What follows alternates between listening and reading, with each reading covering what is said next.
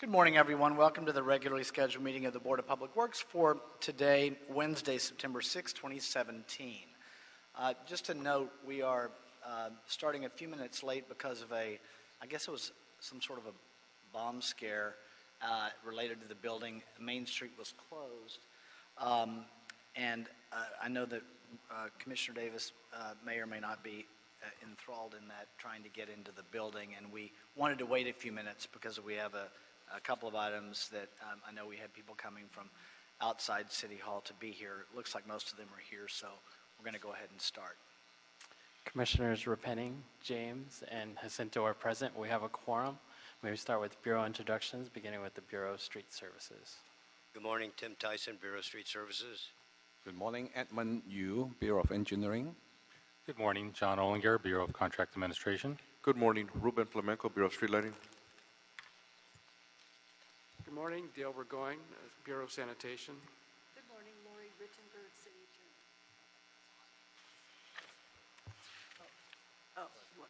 Good morning, Lori Rittenberg, City Attorney. Good morning, Raul Mendoza, Assistant Executive Officer.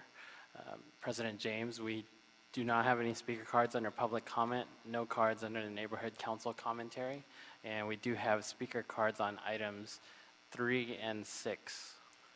Okay, thank you. We'll close general public comment as well as the Neighborhood Council category of commentary. A couple of housekeeping items. Let's do the administrative items first.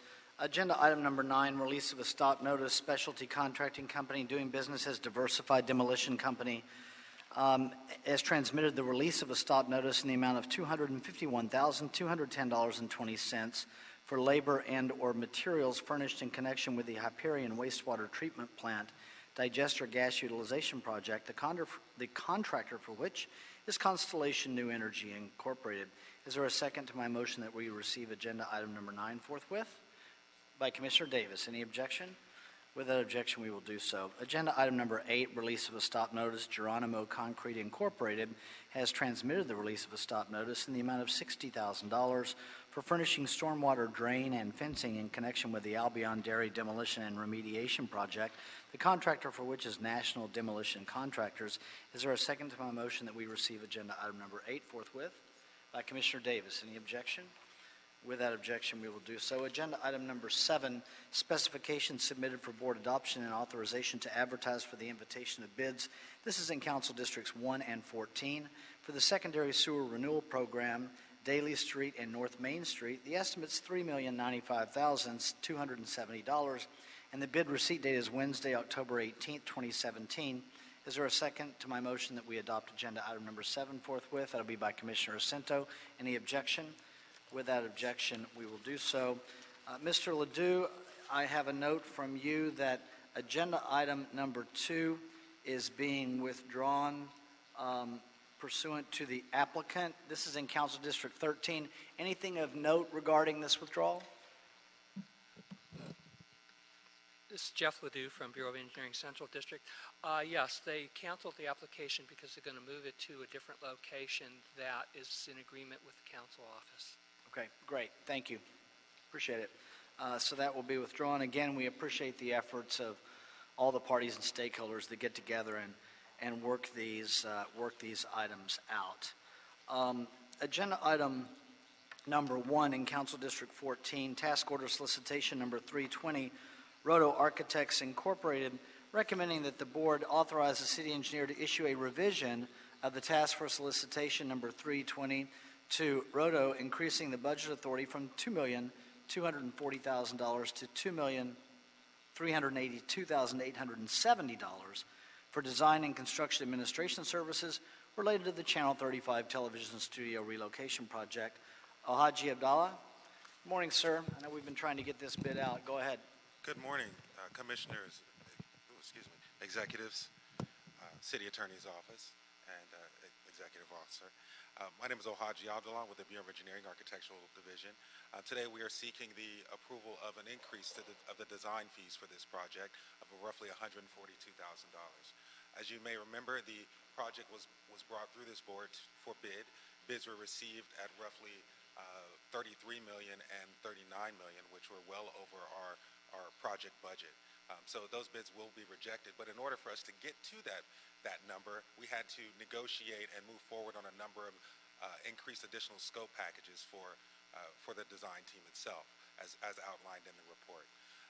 During that process, we were hesitant to bring the additional scope to board as we were working within our contingency as approved, but we soon hit a limit, whereas a very large number towards the end of that negotiation, whereas we had to move forward on bringing that to the board. Our goal was to work through all of the issues and get a great bid package so that we can get the project out in the street and get the numbers in. As noted, the bids will be rejected roughly, and that motion will come to you within the next couple of weeks, as a matter of fact. The project, as of now, is being rescoped, value engineered, and descoped along with ITA and the council office to ensure all of their programmatic concerns are met, as well as we'll be seeking additional funding, which is being backed by the council office and the CAO's office. Okay, thank you, sir. Commissioner Davis? Yeah, it looks like fiscally and operationally you guys have done some very effective strategy in terms of this particular project. In terms of the diversity on the project, can you briefly discuss that inclusion effort for this particular project? Absolutely. So during the initial task order solicitation, we hammered the consulting teams pretty hard about their MeeBee-Weebee and other disadvantaged businesses. The teams and the specialized nature of the work made it very difficult to bring in to meet our goals of 12 and 2, but we pushed and we got pretty close to that. I believe at 10.08% and 1.78%. Obviously the proportions have gone down as the increased additional scope has been the funds have been going towards the teams who were just regular OBEs and not necessarily towards the scope of work handled by the MeeBee or Weebee firms. So we've gone from 10.08% to 7.9% for the minority, and from 1.78% to 1.24% for the Weebee. Now there's an increase that could happen if I could just get my consultant to turn in their paperwork for one of the Weebee consultants, which is the signage consultant. And she has worked on many of our projects, and she's an outstanding signage and designer, but she has been reluctant to, and she has they have told me that they have obtained the documentation from MTA, but they have not provided it to me, and therefore we cannot count that Weebee percentage increase. Well, even though we did not get numerically some of the goals that we anticipated, at the same time, I think that we have done a great job, and some of it might be luck, but in terms of the diversity that we've been able to obtain in this is really good. So I'm very pleased that some of it is the luck of the draw in terms of getting various groups to be included in, but it looks like we've done, I think, a very more than satisfactory job in that regard in this project. So I thank you for the work and for the attention that has been given by the Bureau of Engineering to the inclusion. Thank you, sir. Thank you. Anything further? Commissioner Cinto. Thank you, President James. Ohaji, thank you for the report. In the board report has a good breakdown on the additional services and the cost for each. So this one is a $142,000 increase in budget authority. It is, but the total task order increase is roughly $395,000. And so that is broken. All the additional services that you illuminate is $395, and that's the total that we're asking. Yes, in terms sir. of the total budget. Okay, I understand. Thank you, sir. And just so that I can also be clear, we are utilizing all of the contingency that the board has awarded us to this point, because we're going to be coming back for another task order to increase as we renegotiate what it's going to take to redesign, value engineer, et cetera, to get a revised bid package. So we will have no more contingency, and we'll come back with a fully negotiated task order with contingencies and construction administration costs, et cetera, hopefully within the next 3 months. Okay. Anything further on agenda item number 1? Commissioner Cinto's made a motion that we adopt agenda item number 1, seconded by Commissioner Davis. Any objection? Without objection, we will adopt agenda item number 1. Any issue sending number 1 forthwith? We will send number 1 forthwith. Thank you, sir. Thank you, Commissioner. Is there a second to my motion that we approve the meeting minutes from the meeting of Wednesday, August 16, 2017 by Commissioner Repenning? Any objection? Without objection, we will approve those meeting minutes. Agenda item number 2, as we had indicated, has been withdrawn. Agenda item number 3, I understand from Mr. Luisi that we are, very close to an agreement, and we are just waiting to hear from Department of Transportation. Lance, are we still waiting to hear from them? Okay, then let us get through the rest of our agenda. We'll see how we are at the end of the meeting, and if we're that close, then maybe we put this over another day or two to get an agreement. But let's see if we can perhaps hear from them while our meeting is going on. So we'll come back to agenda item number 3. Agenda item number 4, Council District 14, tree removal, 2400 through 3100 block of East First Street, East Side Light Rail pedestrian linkage, recommending that the board find that the tree removal classifies as operation, repair, maintenance, or minor alteration of existing street, sidewalk, and gutter involving negligible or no expansion of use beyond that previously existing and does not involve the removal of a scenic resource. Secondly, that the action is exempt under Article 3, Section 1, Class 1, Category 3, existing facilities, sidewalk repair, or maintenance of the City of Los Angeles Environmental Quality Act guidelines from 2002. And 3, that none of the exceptions to the use of a categorical exemption as set forth in Section 153.00.2 of the state CEQA guidelines apply.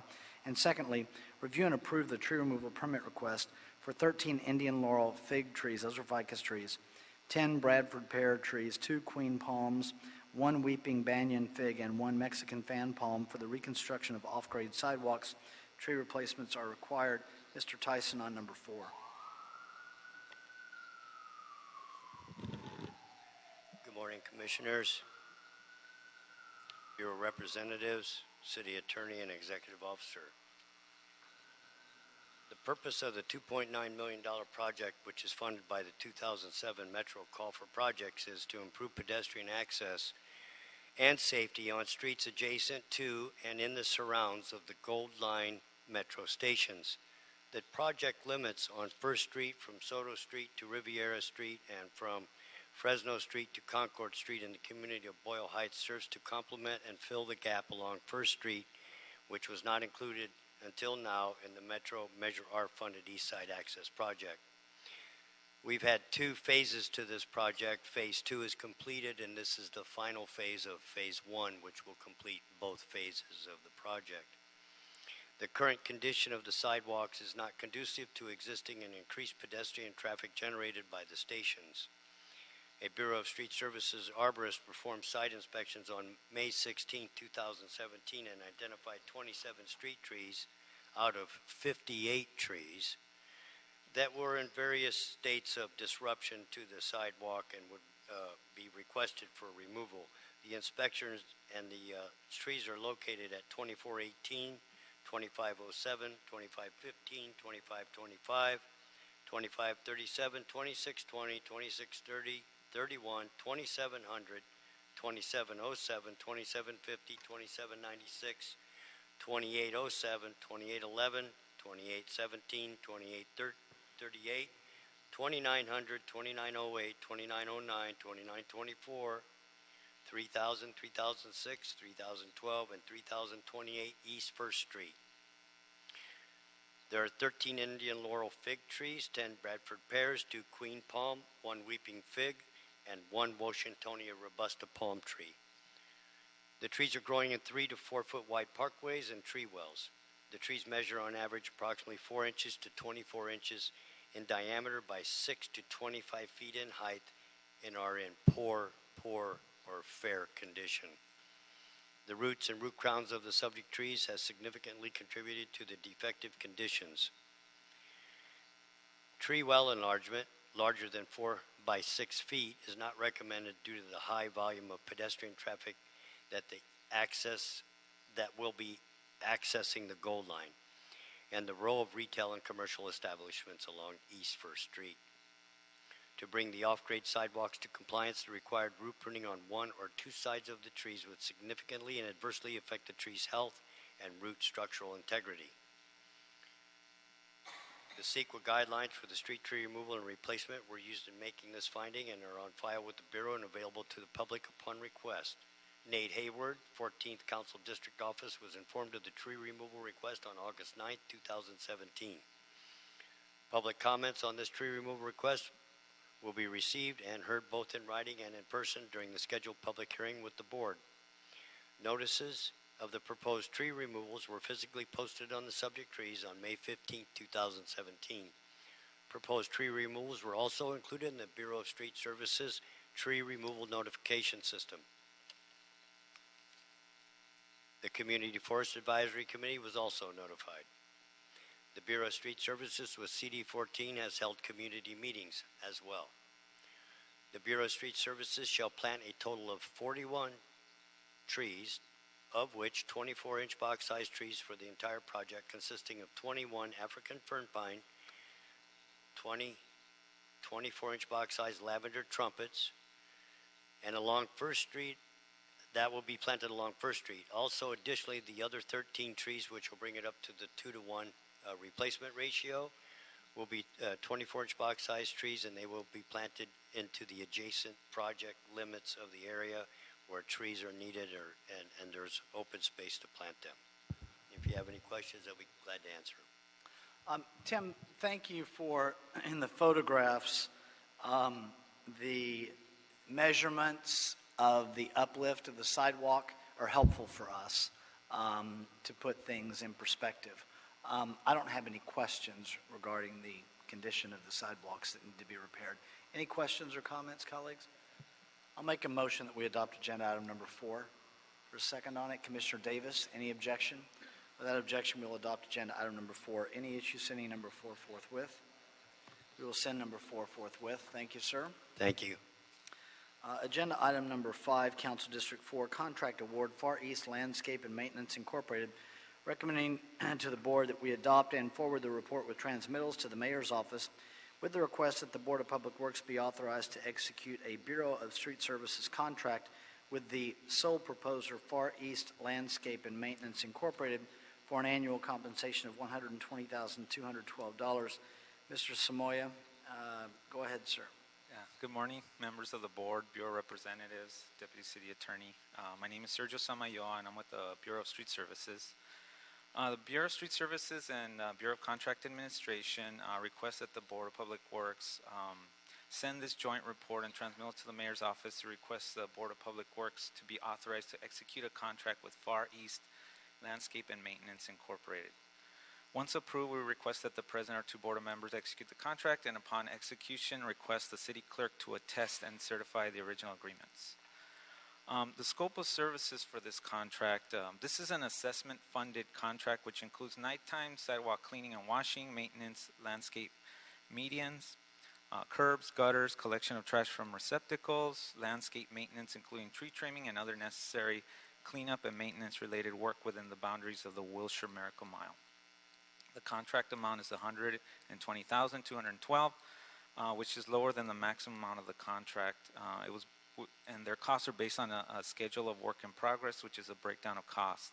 It's a part of their bid requirements and included in the contract Schedule A. The term is for 1 year, with the city's option to renew for up to 2 additional years, 1 year at a time. Right now, the city is working with a contractor that's providing services on a month-to-month basis. The new contract will eliminate the need to request approval for an AFE every few months. The board approved the release of the request for proposals on February 13th of 2017. A total of 6 prospective contractors attended the pre-bid meeting held on the 15th of February. And by the due date of March 13, only 1 contractor submitted a proposal. So it's a sole proposer, yet they underwent the same process that would have taken place if there were multiple proposers. They were evaluated for eligibility, scored for the merit of their proposal, and interviewed by the Bureau of Street Services staff. The source of funds. This contract will be funded through assessments, which will be included in the property tax bill of all property owners who benefit from these services. There will be no impact on the general fund. The ordinance that established this assessment allows for an increase by either a change in the consumer price index or 3% per year, whichever is lower. And this has allowed this assessment district to continue its viability where others have struggled. In terms of subcontractor participation, you'll notice in the report that the pledged subcontractor participation is all zeros, But Far East met the business inclusion requirements, and there was no mandatory subcontracting minimum set for this contract, and therefore the Bureau of Contract Administration also recommended for the award. So with that, I'll try to answer any questions you might have. Start with Commissioner Repenning. Sergio, the company is an MBE, SBE, and EBE? Correct. Okay. So Correct. as a prime, they're... As a prime, yeah, they fall under those certifications. I actually have them all. A DBE, which is a disadvantaged business enterprise, emerging business enterprise, minority business, small business. They're not local? They're not. They're located in the county of LA, but not in the city. Yeah, county is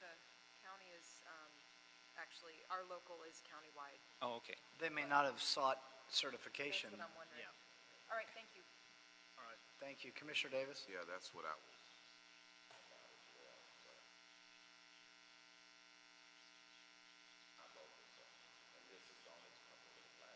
Right, they're the sole proposer. Right, right. And they have a breakdown of the costs, so I can make that available for you. But you know, it was vetted through the existing staff that oversaw the RFP, and you know, they had passed all the hoops that they were supposed to in order. Right.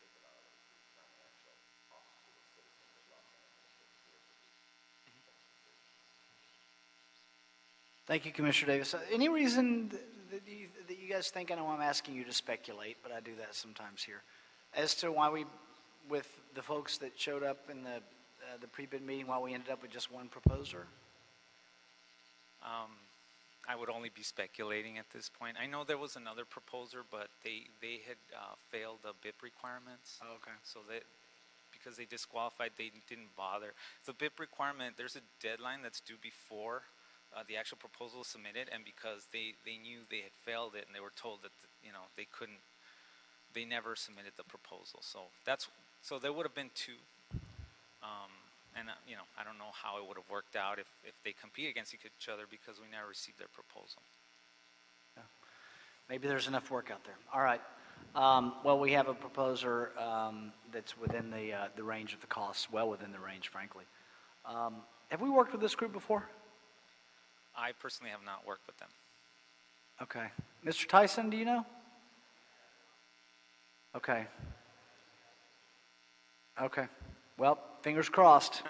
Well, we plan to you know, monitor them closely. I know we're going to use our IED inspectors to check their work, but we're also going to check it. I've had several reasons to pass through. This is in Council District 4. It's a widely used street, you know, Wilshire, Miracle Mile, and you know, and I understand that they're just starting, so we're gonna stay close and we're gonna try to help them succeed. We're not just gonna say, hey, okay, good luck. Yeah, I just wanted to make a final remark, Mr. President, that in fact this is an emerging business. That's what emerging means. They are emerging, and we often don't have, based upon the culture of how we do work, a lot of emerging businesses. But we know for a system to sustain itself, you've got to have the entry of others who can survive and do business. So we do and must have emerging businesses, and my hope is that not only in this community, but in other communities equally, we will also begin to see these stories of emerging businesses. Yeah, their success will be our success. I mean, we plan to invest in them, not just money, but time, to make sure that they, you know, they continue the services that have been provided in that area. Okay, thank you. Is that a motion, Commissioner Davis? All right, I'll second it. Any objection? Without objection, we will adopt agenda item number 5. Any issues sending number 5 forthwith? We will send number 5 forthwith. Thank you, sir. Thank you. Agenda item number 6, Council District 14, street closure Flower Street at 5th Street for the Metro Regional Connector Transit Corridor Project, recommending that the board first find that the Board of Public Works has reviewed and considered the information in the project draft environmental impact statement, environmental impact report, I'll call that the EIR, transmittal number 1, and the project final EIR transmittal number 2. Secondly, find under the California Public Resources Code, Section 21166, and the California Environmental Quality Act guidelines, Section 15162, on the basis of substantial evidence contained in the whole record, that since certification of the EIR, there have been no changes related to the temporary street closure or with respect to the circumstances under which the temporary street closure is being undertaken, or new information of substantial importance that would require a subsequent EIR or supplemental EIR. Number 3, adopt the January 20th, 2012 Mitigation Monitoring and Reporting Program, Chapter 8 of the final EIR, and Appendix 3, Memorandum of Agreement, Transmittal 3, prepared by the Los Angeles County Metro as it pertains to construction impacts. Number 4, find under CEQA Guidelines, Section 15091, that changes or alterations have been required in or incorporated into the project which reduce or substantially lessen the significant environmental effects as identified in the EIR. Further, find that there is no feasible alternative or additional feasible mitigation measures within the board's powers that would substantially lessen or avoid any significant effect that the project would have on the environment. Number 5, adopt the attached CEQA findings of fact and statement of overriding considerations, transmittal number 4, as it pertains to the temporary street closure, and find that the economic, social, technological, and other benefits of the project outweigh its significant and unavoidable impacts. Number 6, specify that the Metro Transit Division of the Bureau of Engineering, located at 1149 South Broadway, and the board located at 200 North Spring Street, and other relevant City of Los Angeles departments are custodians of the documents or other material which constitute the record of the proceedings upon which the board's decision is based. Number 7, approve the request for a two-phase, 58-hour weekend closure of Flower Street at 5th Street starting Friday, September 8, 2017 at 7 p.m. and ending Monday, September 11, 2017 at 5 a.m. The first phase is to temporarily close Flower Street between 4th Street and 5th Street, and the second phase is to temporarily close Flower Street between 5th Street and 6th Street, subject to the conditions identified within the report. Approve the request to temporarily close Flower Street between 5th Street, this is number 8, between 5th Street and 6th Street for 10 consecutive 58-hour weekends, starting Friday at 7 p.m. and ending Monday at 5 a.m. for the following weekends, subject to the conditions identified within the report.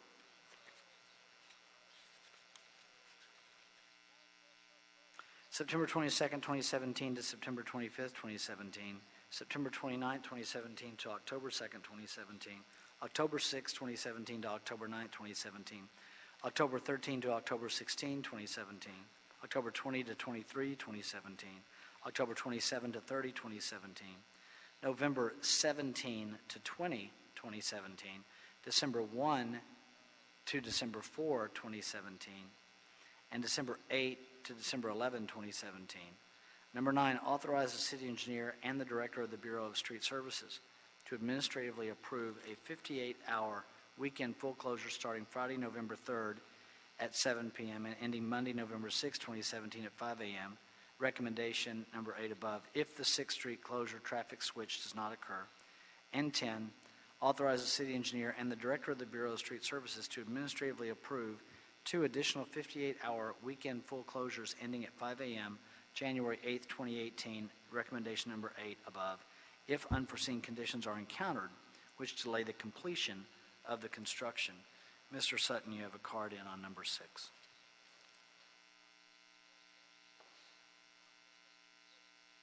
My name is Christopher Sutton. I'm an attorney for the Westin Bonaventure Hotel, which is the corner of 5th and Flower. I've appeared before this board many times on this project, and again, we believe that MTA is unresponsive to our concerns, is unresponsive to the city's concerns, and basically has a free pass, whatever it wants. This board can amend this motion to require MTA to include Flower Street in the Small Business Loss Prevention Program. Every other project in LA County is included in the MTA's Small Business Loss Prevention Program.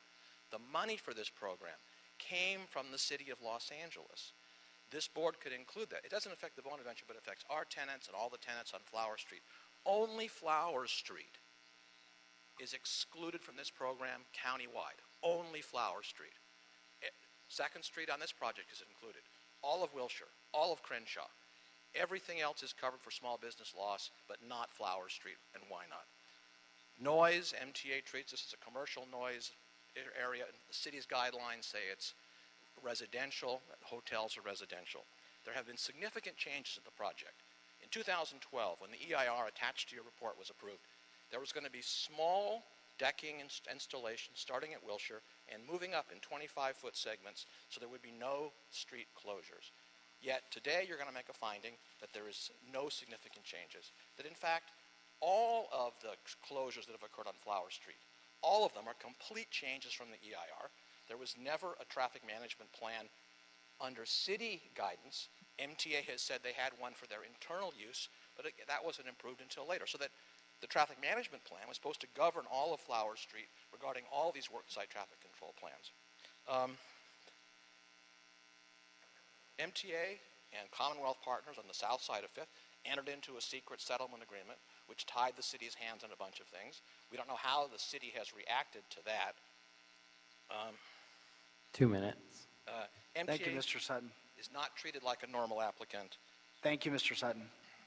Thank you. Mr. G, and then I'll want Metro Gary to respond to the claims that Mr. Sutton's put on the record. Mr. G, go ahead, sir. Good morning. I'm Curtis G. from the Bureau of Engineering Metro Transit Division. The Metro Regional Connector project, slated to open in 2021, is a 1.9-mile underground light rail transit system through downtown Los Angeles that will extend from the GO Line Little Tokyo Station to the 7th Street Metro Center. This rail extension project will connect the Metro GO Line to the Metro Blue Line and Expo lines to provide a one-seat ride for travel across LA County. Metro under contractor, Regional Connectors Constructors, RCC, is requesting a temporary closure of Flower Street between 5th Street and 6th Street for the purposes of installing a temporary roadway decking system needed to carry traffic while the construction continues below the deck to construct the tunnel box for the light rail transit.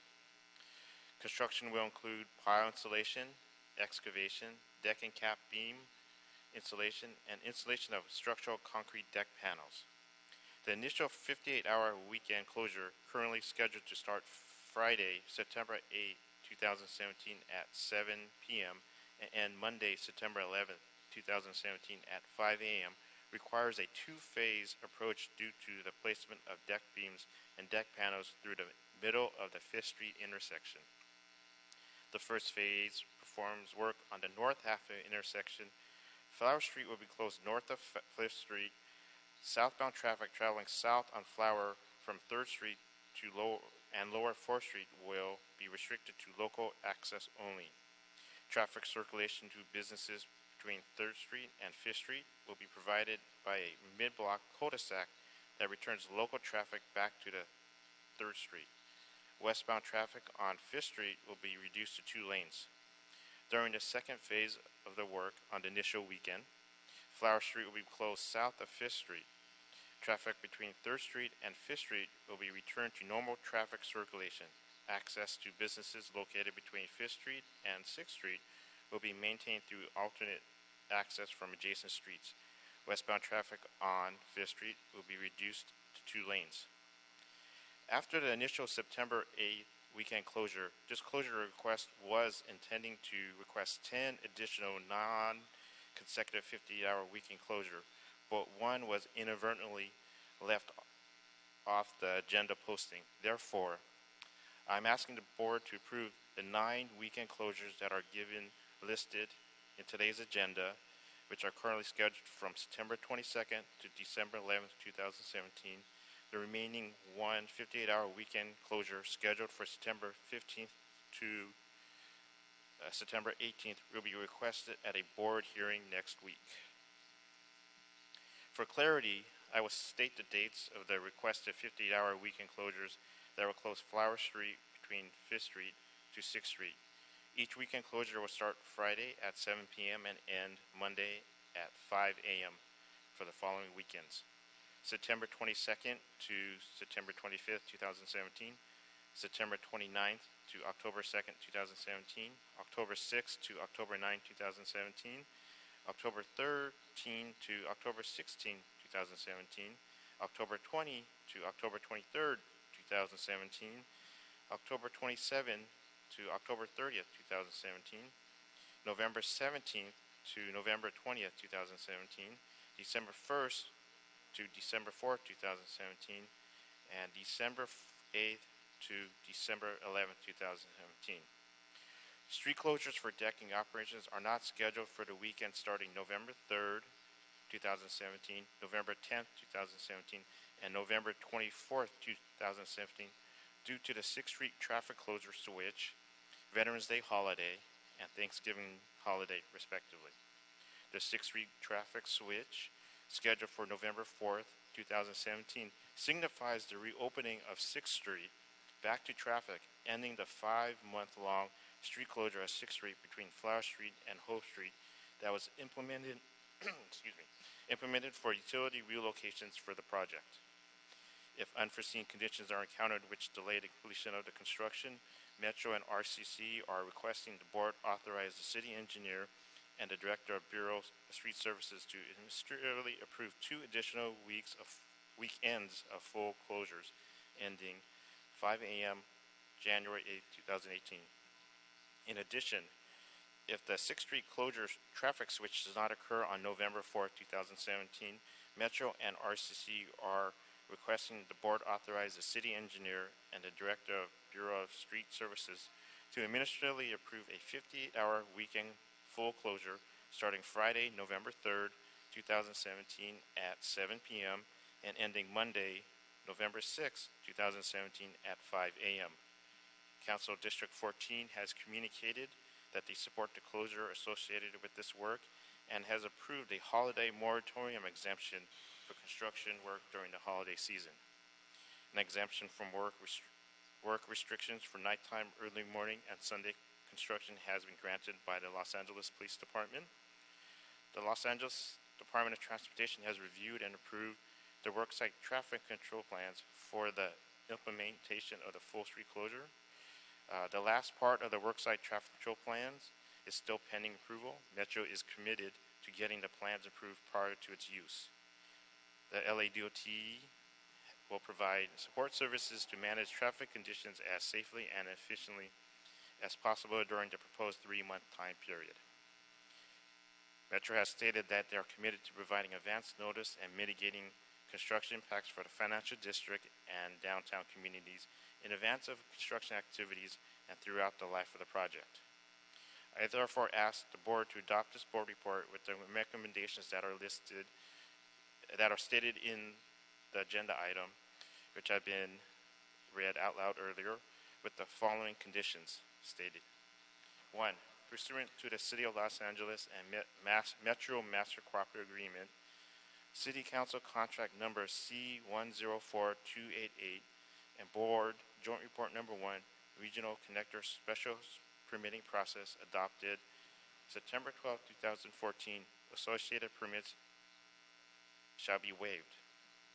2. Permittee shall obtain all necessary approvals for construction related to the aforementioned street closure prior to implementing any and all street closure related activities. 3. Permittee shall obtain a LAPD exemption from work hour restriction permit and comply with all permit conditions. Permittee shall comply with all construction related mitigation measures required in the MMRP.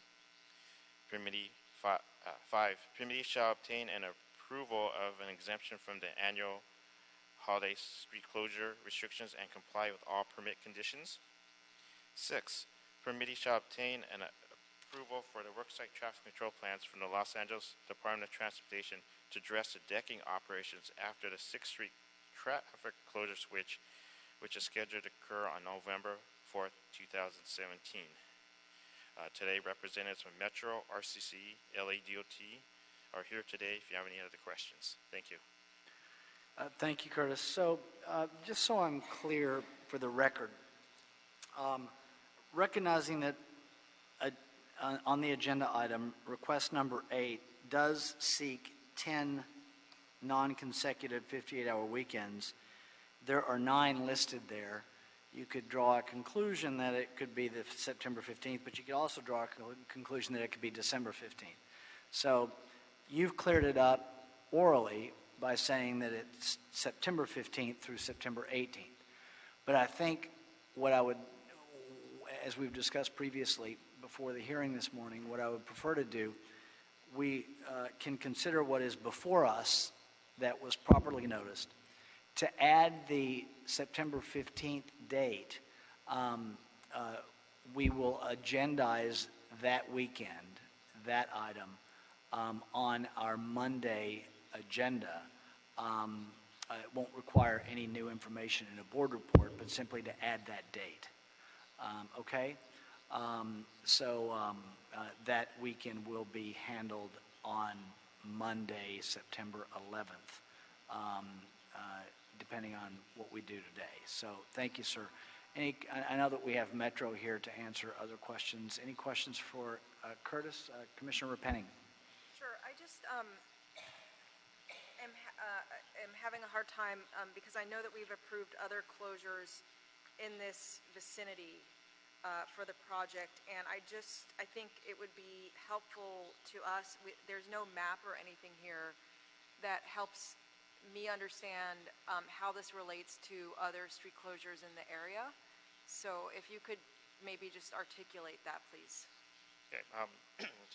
The regional connector, they are constructing a kind of a deep box excavation, which starts at 4th Street along Flower Street and goes all the way to Wilshire.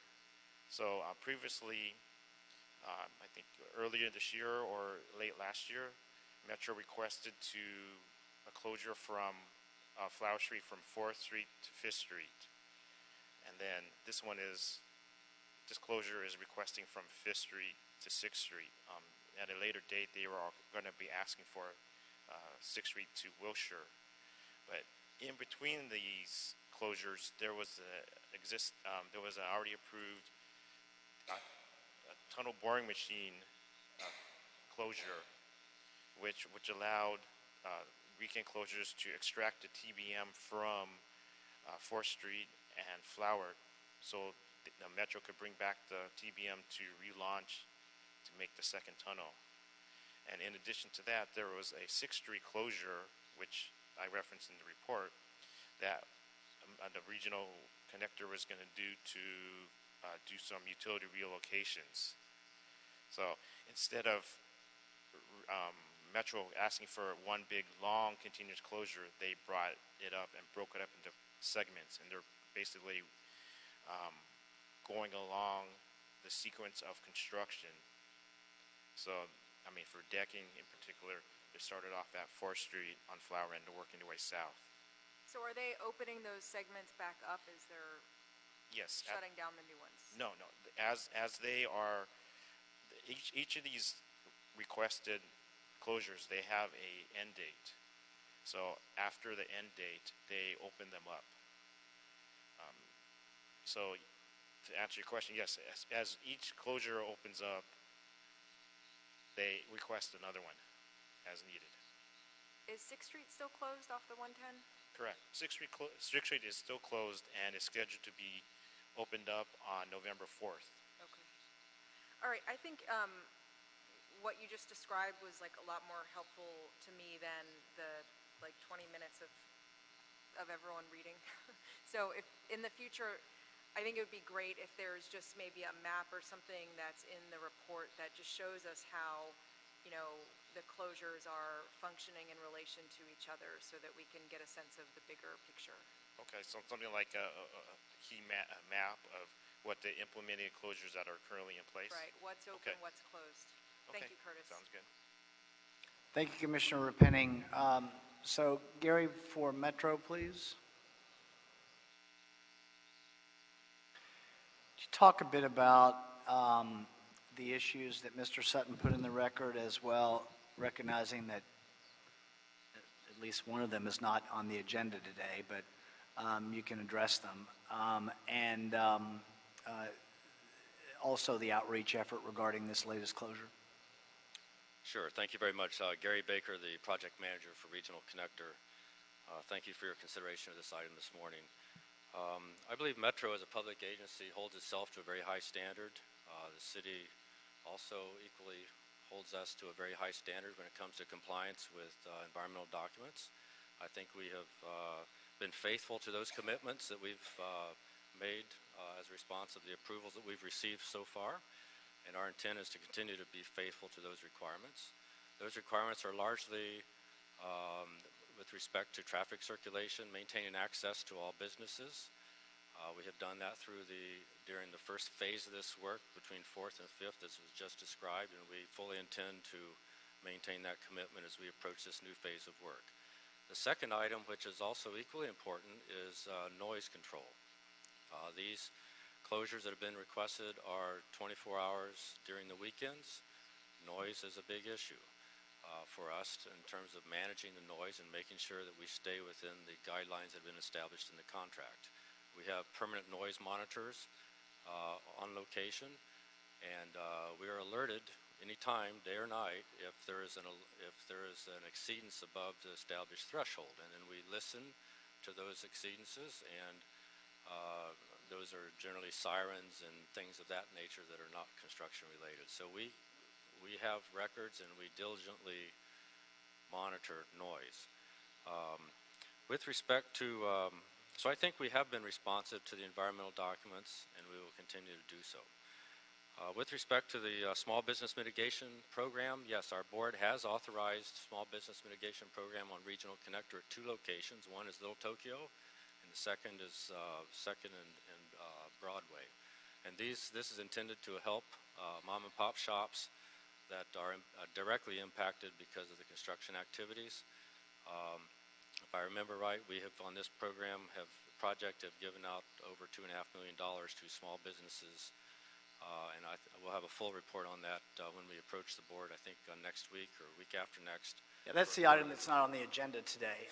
We do get our reports on that, and I'm embarking on a bit of risk to have you talk about it, but our speaker did reference it, so I wanted to try and make the record whole, but go ahead. And then the third item that was brought up was with respect to traffic circulation and traffic control plans, traffic management plans. We go through an exhaustive process working with DOT to come up with a safe detour routes around these weekend closures. We meet with all the stakeholders, and we have met with all the stakeholders affected by this.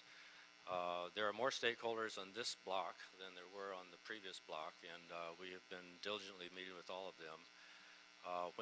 This first weekend, this coming weekend, we will be clear of the 5th Street intersection, no longer impacting for the foreseeable, well, until the next tunnel removal, no longer impacting any traffic in and around the Bonaventure. We'll be focused south of 5th, and we have coordinated access with all of those businesses, and so I believe all of their needs have been met. So I think overall, again, I want to maintain our commitment to the board and to the stakeholders as we prepare and administer or carry out these closures, and that's the only way we're going to have a successful project is when we work with the community. Thank you, Gary. Commissioner Davis, then Commissioner Jacinto. Yes, certainly the board has been able to hear all of the issues that have been brought to us regarding the regional connector, and we intend to move forward in making decisions to support the conclusion and the completion of it. I just was unclear in terms of the loss prevention program. We do have businesses on Flower Street that are eligible to participate in the loss prevention program. Is that correct? None on Flower Street. This is 2 precise areas, 2nd and Broadway and Little Tokyo. What is the criteria for the loss prevention program? I don't want to go too far into this. This is not on the agenda today. It's a street closure. I see. But Okay. Gary, answer that one question, and then. Okay. Yes, it's intended for very small mom and pop shops with some revenue threshold, I believe.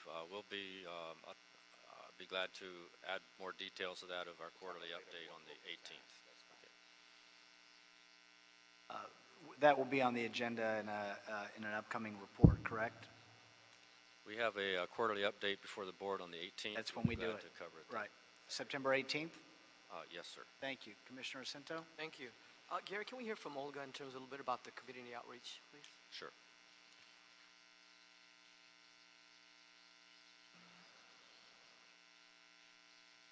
Good Morning, Commissioners. My name is Olga Arroyo. I'm the Construction Relations Manager on the Regional Connector. I'm responsible for implementing the public outreach for this project.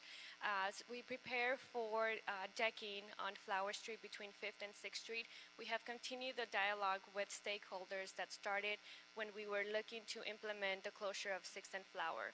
We have bi-weekly meetings, if not more frequent, with stakeholders within this corridor.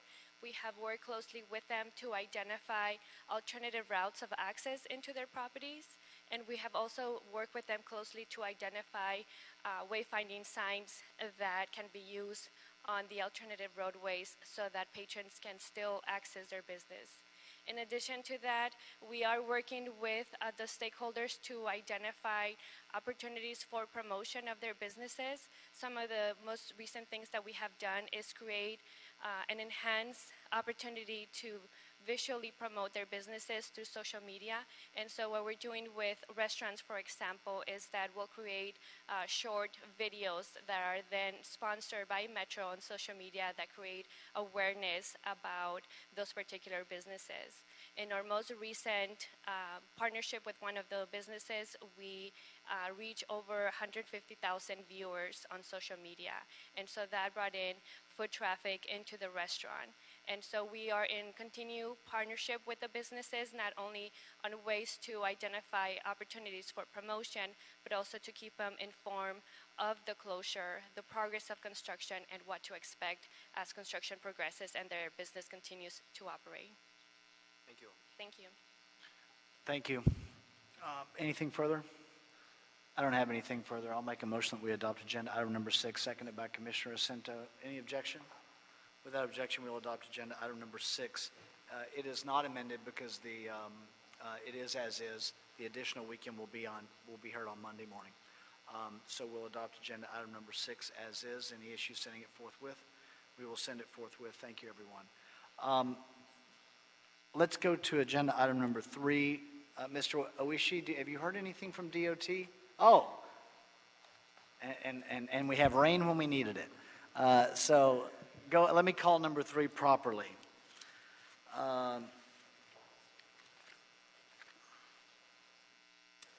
Agenda item number 3, Council District 14, request for removal of a bus bench, 557 South Spring Street. Recommending that the board determine to retain the city bus bench located in front of 557 South Spring Street, northwest corner of Spring and 6th Streets in Los Angeles. Mr. Oishi, although you tell me that we may have a compromise in place. Go ahead, sir. Good morning. Lance Oishi with the Bureau of Street Services. This is an item continued from July 14th. And since that time, that continuance was requested by Council District 14. We did meet out with the Council of the District in the week of August 21st at the site to discuss the situation out there. At that time when we were out in the field, we noticed that there was a new dash sign that was installed sometime after we had actually written up the original board report. And we came across the idea of seeing if we can talk to the folks at LA-DOT to relocate that dash sign. And if we could relocate the dash sign, we could relocate our bench accordingly. So we reached out to LA-DOT and their transit services group. We actually met with them 10 days, or actually at the beginning of last week is what we did on Monday. And they thought it was very, very feasible. They were going to check in a few things and get back to us. We were heading down that path for an affirmative response for them, and on Friday we learned that also there was another program in LA-DOT that they were thinking about putting in an electric car charging station at the same location. So that's what we're waiting for confirmation for this morning, whether or not that car charging station was going to be where we're going to put the new bus stop sign. We received information during the meeting this morning that that the bus stop, that the car charging station is actually going to be a bit to the north of the bus stop zone instead of in the bus stop zone itself. So with that, our transportation engineer at LA-DOT relayed to us that they believe they're going to be able to relocate that sign, and we will be able to relocate our bus stop, our bus bench as well. Randy Smith from Martin Outdoor Media is here with me. He also relayed to me that as soon as the bus stop sign he receives notification that the bus stop signpost has been moved, that his crews will move the bus bench according to the following day. So we believe we have that solution in place. Depending on any further hiccups from LA-DOT, we think that everything is solid and good to go at this point. Okay. Ms. Bartolo? Any questions for Lance before I go to Kate Bartolo? You have your card in. along with a couple of others. I just wanted to have you come up to the podium. I wanted to get you on the record. Is this satisfactory to your client? It is more than satisfactory, and in fact, it is what we proposed a year and a half ago. And Well, here we all are. It's excellent that it's working out. Okay, so great. we're in full support. Okay. Then what we will do is, Lance, could I get you back up to the podium? So since we have an agreement and a process that is, an agreement on a relocation that's satisfactory to everyone, you indicated that there would be provided there's no hiccups with LADOT moving the sign. Correct. So what I want to do, I don't want to close the matter out because if something happens, we might need to recall it. If we put the matter out 30 days, and the bus bench, the sign is placed accordingly such that the bench can be moved, you can let us know, and we will withdraw the item. You can let Mr. Mendoza or Mr. Campos know, and they'll automatically withdraw the item, and you can let Ms. Bartolo know, and the item will be withdrawn. Certainly. Okay, and that'll be the end of that. But if there is a hiccup with LADOT, we'll have the item still calendared for what's 30 days from today, Mr. Mendoza? October 4th. That's what day of the week? Wednesday. It's a Wednesday? Wednesday, October. Okay, let's put it tentatively. Let's just continue the item until Wednesday, October 4th, 2017, fully expecting that we're not going to need to be back here on this item. Thank you. And once the project's done, just let Mr. Mendoza and/or Mr. Campos know, and our October 4th agenda will come and go without this item, and that'll be it. If there's a problem, then we'll find out what's going on October 4th. We'll follow through. Thank you. Okay. Thank you. Satisfactory. Let me just say to everyone, Ms. Bartolo, to your clients, to Randy and Lance and the council office, we appreciate the meetings and the work on this. I know it feels like it was a long time coming, but at least we got the right result for everybody, and we're always happy when that happens. And we appreciate your efforts and your time on it. So with that, Mr. Mendoza, have we cleared the desk? Yes, you have. Okay, then we are adjourned, everyone. Have a nice Wednesday. Thank you.